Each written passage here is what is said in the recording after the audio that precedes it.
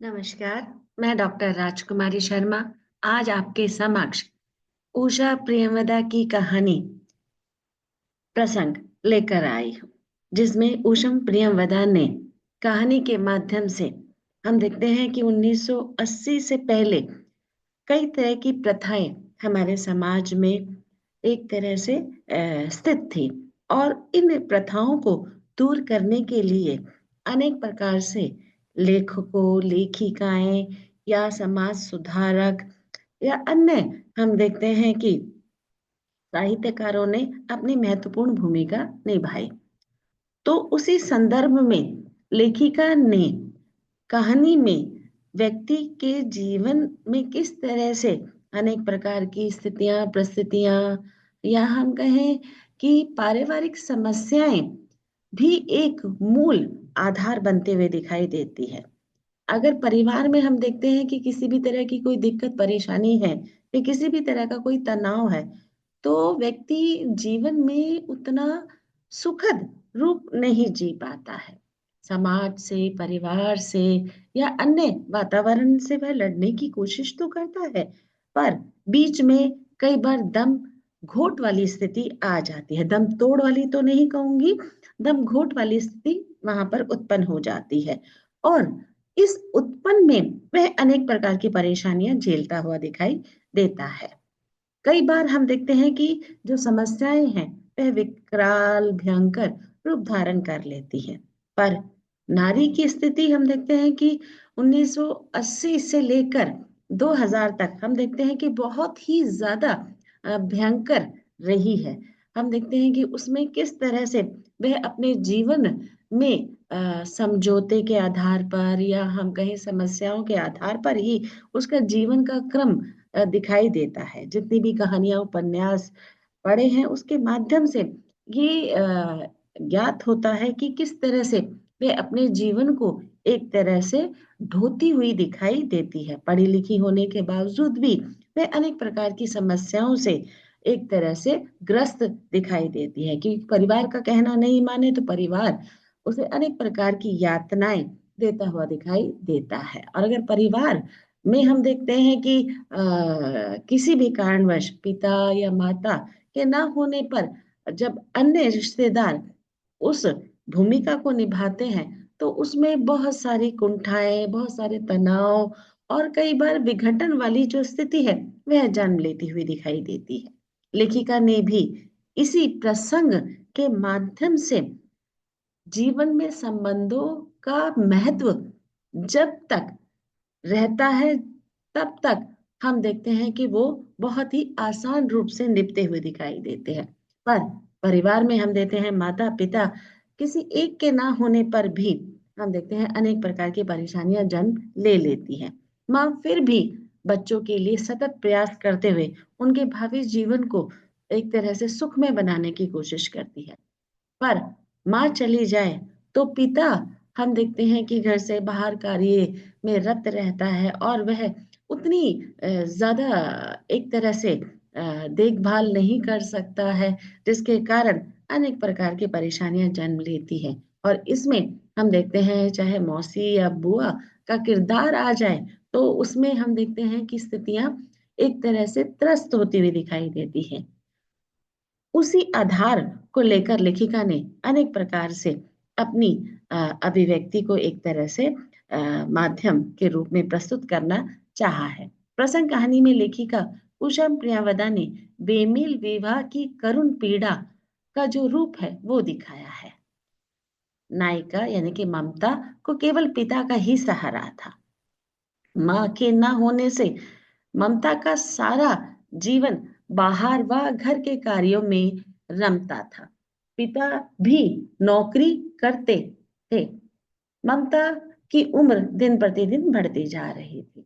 12वीं करने के बाद डॉक्टरी की पढ़ाई में अपने आप को पूरी तरह से उसने झोंक दिया था। पिता ने भी ममता की शादी के विषय में ज्यादा सोचा नहीं था, क्योंकि हम देखते हैं जब परिवार में दो जने होते हैं तो उसमें वो एक दूसरे के आधार पर अपनी अभिव्यक्ति देते हुए दिखाई देते हैं। पर दोनों ही अगर वर्किंग होते हैं और उनमें हम देखते हैं फिर उतना समय नहीं मिल पाता है। पर कई कई जगह लगता है कि जब ध्यान आता है कि शादी करनी है, तब जाके वो भाव उत्पन्न होता है। तो उसके आधार पर लेखिका ने किस तरह से जीवन की जो महत्ता है उसको भी एक तरह से बताया गया है कि अगर समय पर शादी नहीं होती है तो कितनी प्रकार की परेशानियां जन्म ले लेती है, और इस परेशानियों में किस तरह से जीवन कष्टमय होते हुए दिखाई देता है। ममता की बुआ जी भी भाई के पीछे लगी रहती कि किसी तरह से लड़की का एक तरह से शादी हो जाए और वो अपने घर बार की हो। ममता की शादी कर दो, बुआ के कहने पर पिताजी बात ज्यादा करते नहीं थे या अन्यथा सुनते नहीं दिखाई देते थे। बुआ ने ममता से एक बार बड़े दबाव देते हुए शादी की बात की। ममता हर बार कोई ना कोई कारण बताकर उस बात से बाहर निकल आती या टाल देती। पिता और बुआ को ममता की शादी की चिंता रात दिन लगी रहती। एक दिन बुआ रिश्ता लेकर आई और पिताजी और ममता से कहने लगी कि लड़के में किसी भी तरह की कोई भी बुरी आदत नहीं है, पढ़ा लिखा है, सामाजिक है, आप चाहो तो उसे एक बार देख लो, और उसे भी पढ़ी लिखी तुम भी हो और सही प्रकार से निर्णय ले सकती हो। पढ़ा लिखा होने के कारण हम देखते हैं कि जीवन में सोच समझ से निर्णय लिए जा सकते हैं। वो अपनी तरफ से ममता के लिए रिश्ता लाई थी। ममता और पिताजी के इस रिश्ते पर किसी भी तरह की कोई प्रतिक्रिया जब उसे नहीं मिली तो उसे बहुत ज्यादा दुख होता है और वह कहने से भी बाज नहीं आते हुए दिखाई देती है। ममता को कई बार कठोर शब्दों में अपनी बात कहती हुई दिखाई देती है। ममता को भी अभी समय चाहिए था। बुआ ने जब यह सुना कि ममता रिश्ते के लिए राजी नहीं है, तो बुआ बड़े अनमने भाव से अपनी प्रतिक्रिया एक तरह से व्यक्त करने लगी।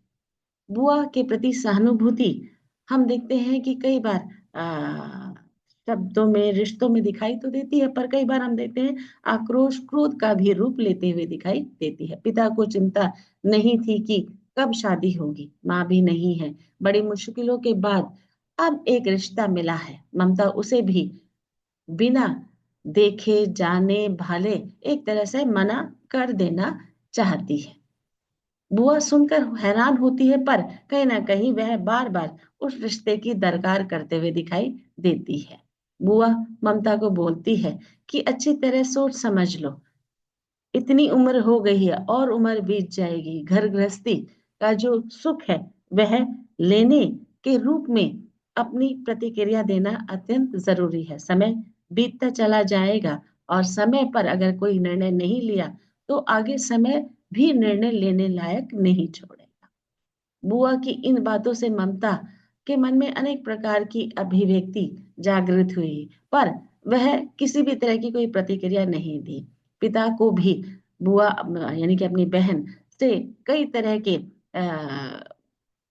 शब्दों को सुनना पड़ता, पर वह ममता की ओर देखकर एकदम शांत हो जाते। ममता ने तो जैसे मन पर काबू कर रखा हो। पिताजी से सहन नहीं होता कि वह किस तरह से आ, इस बात को टाले या एक तरह से रिश्ते को रोक लगाए, क्योंकि जब से पता लगा है कि दिवाकर एक तरह से दुगनी तिगनी उम्र का है और ममता के समान उसकी दो बेटियां हैं, तब से मन में अनेक प्रकार से एक तरह से रोष सा उत्पन्न हो गया। ममता ने पिता की कोई किसी बात पर संकेत नहीं दिया। बुआ जी ने रिश्ते के लिए केवल हाँ कर दी। जब ममता पर इस तरह का दबाव पड़ा तो उसने एक तरह से रिश्ते के लिए हाँ कर दी। ममता भी समझ रही थी कि किसी भी तरह से शादी तय हो जाए और बुआ इस बात को लेकर और ज्यादा बवाल ना खड़ा करे। शादी होने के बाद ममता और दिवाकर ने अपने रिश्ते को एडजस्ट करना सीख लिया था। परिवार में दिवाकर के अलावा उसकी पहली पत्नी से दो बेटियां थी। ममता ने इस बात पर भी कोई एतराज नहीं किया। दिवाकर और उसकी दोनों बेटियों को अपनाया। ममता ने वह शादी जैसे खुद के लिए नहीं की थी, अपने पिता के लिए की थी, क्योंकि बुआ लगातार उसे सुना रही थी और उसके बारे में एक तरह से उल्टा सीधा बात करने के लिए कह रही थी। तो अनेक प्रकार से उसके मन में रोष उत्पन्न हो गया कि पिता को बार बार बात कह रही है, तो मैं इस रिश्ते के लिए हाँ कर ही देती हूँ। ममता ने यह शादी जैसे खुद के लिए नहीं, अपने पिता के लिए की थी। मेरे पिताजी को मेरी बड़ी चिंता लगी रहती थी। यह लेखिका ने अनेक प्रकार के संवादों के द्वारा लड़की के मन में किस तरह से उठापटक चलते हुए दिखाई देती है, जब परिवार समाज उसे कोसते हुए दिखाई देता है। तो कहीं ना कहीं हम देखते हैं पढ़ी लिखी युवती के मन में अनेक प्रकार की जो कुंठाएं हैं, तनाव है, एक तरह से दर्शाते हुए दिखाई दे रहे हैं। पढ़ने लिखने के बाद भी वह अपनी पारिवारिक समस्याओं के लिए अपने आप को झोंक देती है, बेमेल विवाह कर अपने परिवार को संभालती है, दोनों लड़कियों की पढ़ाई लिखाई के प्रति अपना एक तरह से दायित्व निभाते हुए दिखाई देती है, और अपने प्रति वह एक तरह से शांत समझौते के अनुसार जीवन एक तरह से व्यतीत करते हुए दिखाई देती है। तो लेखिका ने इसी सब समस्याओं के आधार पर नारी की स्थिति को चित्रित किया है। अगर माँ होती तो सोच समझ कर रिश्ता करती, दिहाजू या हम कहें कि बड़े उम्र के व्यक्ति से शादी नहीं करती। पर मां ना होने के कारण हम देखते हैं कि रिश्तों में अनेक प्रकार से फेरबदल होते हुए दिखाई देते हैं। दबाव के कारण नारी अनेक प्रकार से समझौता करते हुए दिखाई देती है। इसी करुण पीड़ा को लेखिका ने नायिका के माध्यम से दिखाने का भरसक प्रयास किया है। धन्यवाद।